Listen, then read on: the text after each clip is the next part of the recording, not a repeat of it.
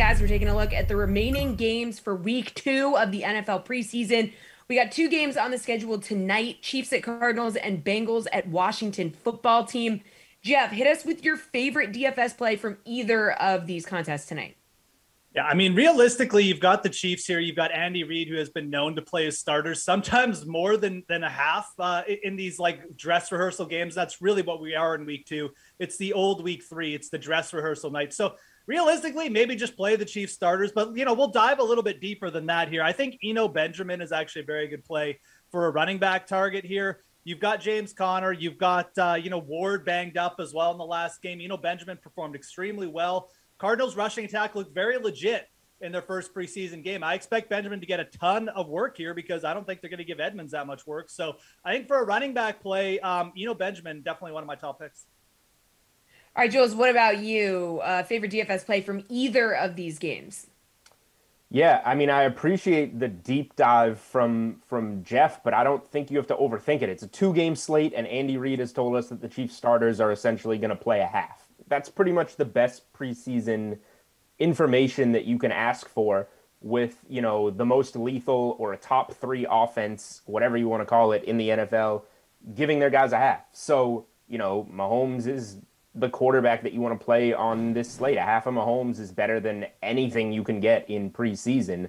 So unless Andy Reid is lying to us, Mahomes is the guy you want to play. And sure, you can stack him with Tyreek Hill and Kelsey. You can stack him with one of those guys and maybe reach a little deeper, play a Mecole Hardman. But I'm going to play Mahomes and at 2 of his targets, whether it's Hill and Kelsey or kind of pivoting off to somebody else to be a little different.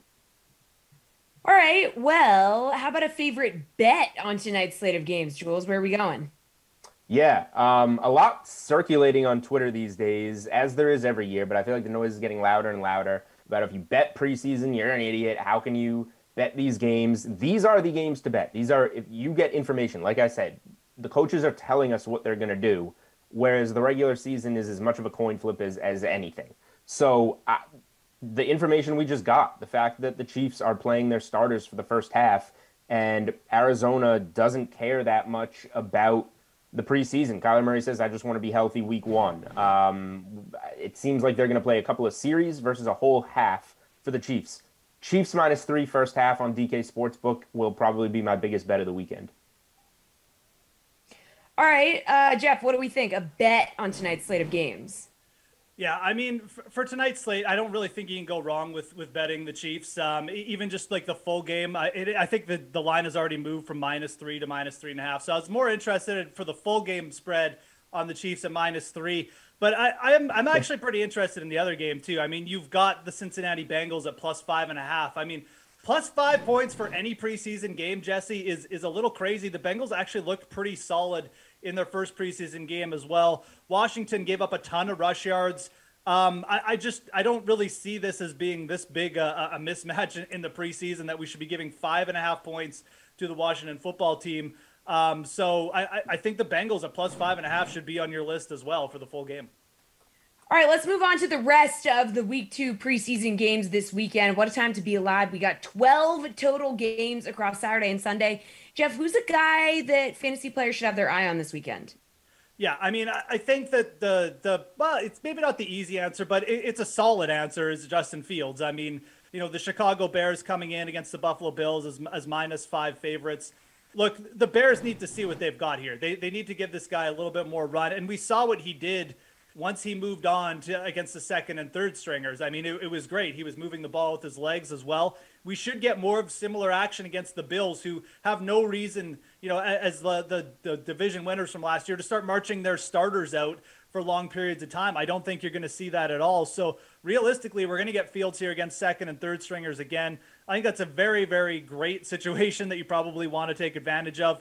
As far as running back goes, I mean, there's a couple guys you need to keep your eye on. I think one of them is Darrington Evans from the Titans. Now, he got banged up, so you've got to watch the injury news here. He may not even play, but if he does, looked really good in the first preseason game. Again, the Titans aren't marching Derrick Henry out there for any snaps, so or not many anyways, right? So I think Darrington Evans is another guy you want to keep your eye on, but got to watch the injury news on that. All right, Julian, 12 total games. Who's the guy that you think fantasy players should have their eye on? Yeah, I'm going to stay focused on the quarterback position, and I'm going to stay focused on the game that Geoff started with. I think Justin Fields is a great play, but looking at the other side, Buffalo has no reason to really give too much run to Josh Allen. I know we just talked about Patrick Mahomes playing a lot, but they just gave Josh Allen a lot of money. I don't think there's much more they need to see. Who could get a lot of minutes or a lot of snaps against his old team is Mitch Trubisky for Buffalo. And we're going down narrative street here, taking a stroll. Why not give Trubisky a couple of quarters here against the Bears, going against some 2s and 3s potentially?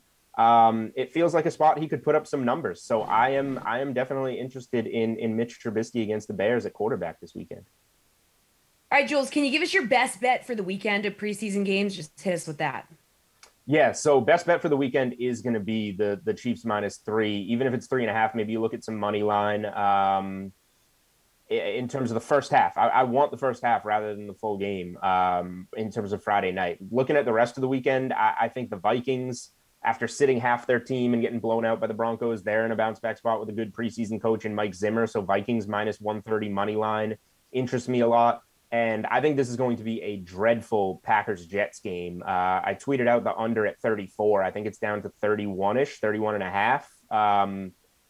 Missed out on some value. I still don't think it gets there.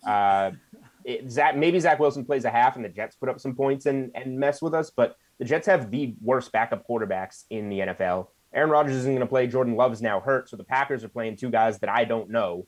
There's not going to be points in this game. All right, Geoff, what about you? What's your best bet for the weekend? I mean, that I saw that total, and it is interesting because 31 points in an NFL game. I mean, I almost feel like you just have to take the over, but it's probably one to just stay off of at 31. At 34, I think Julian was right. Like, the under was still in play. My best bet is going to be the Carolina Panthers at home, +3. Again, +3 points is significant for like an NFL preseason game, in my opinion. You've got three really solid quarterbacks there, at least for preseason. I expect Darnold to get run. He's in a new offense, but you've got P.J. Walker and Will Grier behind him, who are very capable. And the Ravens, outside of Lamar Jackson, I mean their quarterback room stinks, quite frankly. So lots of young talent on the Carolina Panthers. Not actually sure why they're 3-point underdogs at home here. I think even taking them on the money line at +155, a very good bet.